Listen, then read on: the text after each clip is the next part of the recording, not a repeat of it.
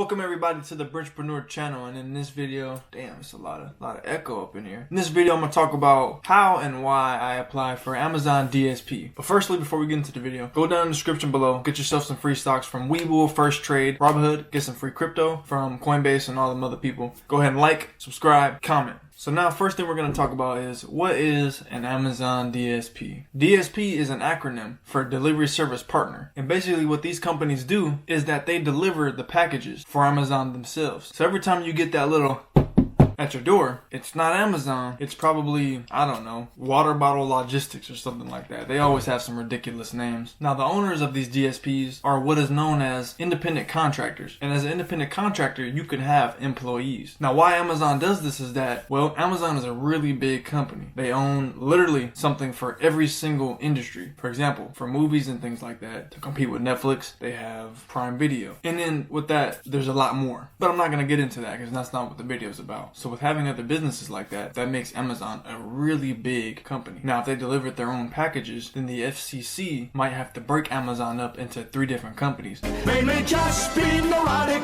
or possibly psychotic. Or perhaps they would break them up into individual companies based off the industry that they're in. And Mr. Bezos does not want that. His board of directors do not want that. Shoot, I don't want that, and I don't even own any stock in that company. Nonetheless, when you own a company and you worked really hard for it, you don't want it to get broken up. You want to keep everything you have.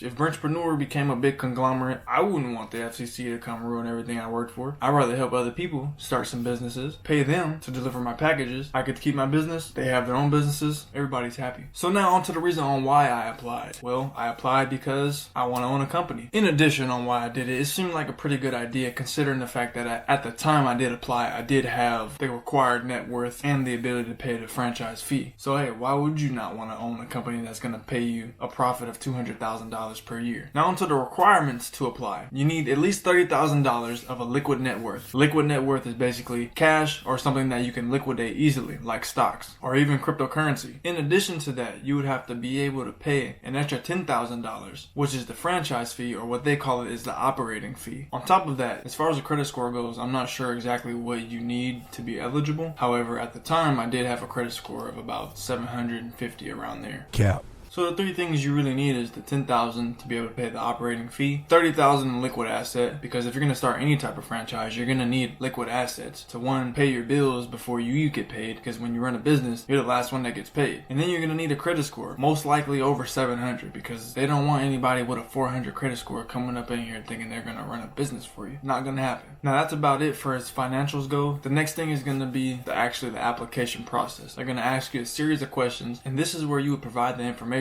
about your net worth. You're going to show screenshots, or better yet, bank statements, to show that you actually have at least $30,000 free and available. In addition to that, they do a background check, credit check, and you have to answer the questions. Now for me, I'm good with these types of questions. I really dazzled it up, provided all the information possible, and the information was true most of all. So my final results after doing all of this was, well, I'm sure you guys probably already know because I would have made a video about it had I got approved, was that I got denied. Now the reason I probably got denied was because I do have debt. I'm not going to tell you what kind of debt, but I have debt. And I'm certain that they don't want any person that has a significant amount of debt, which mine is considered significant, but on the low side, nonetheless of how significant it is. They don't want somebody with that type of debt. Other than that, which is a very fixable obstacle, not problem, I'm going to say obstacle. Shout out to Problem the rapper though. So once I do get most of my debt cleared up, I will be applying again. I will for sure make another video because I think this is a very, very great business idea for a person to start. And if you have the means to start, I advise that you apply, because again, if you go on their website, they provide a somewhat simple breakdown of what your financials would look like if you were to operate 40 vans or more.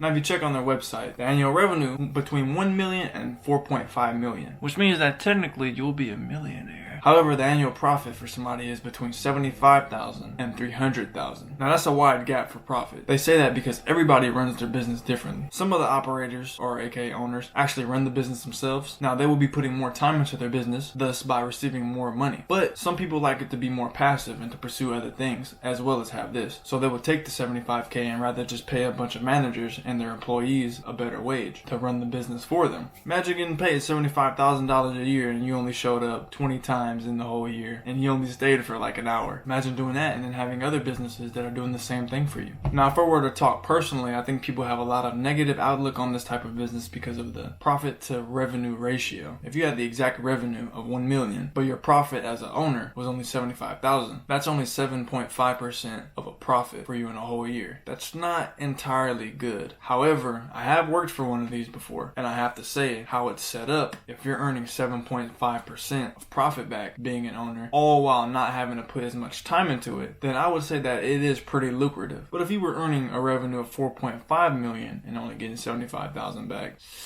that's not that good. However, most owner-operators do not have to show up for their workday. They hire managers. So that's why this profit to revenue ratio is so low. You're only paying $10,000. And for some people they can get back if you're a veteran. It's really lucrative. Don't believe the hype. If you have the means and you have the drive, I think you should start one today. That's pretty much it for this video, guys. I think I provided all the right information. If I'm not, I'm sure I did. Make sure you guys go down, subscribe. Thank you for viewing this video. This has been Entrepreneur, and I am out of here.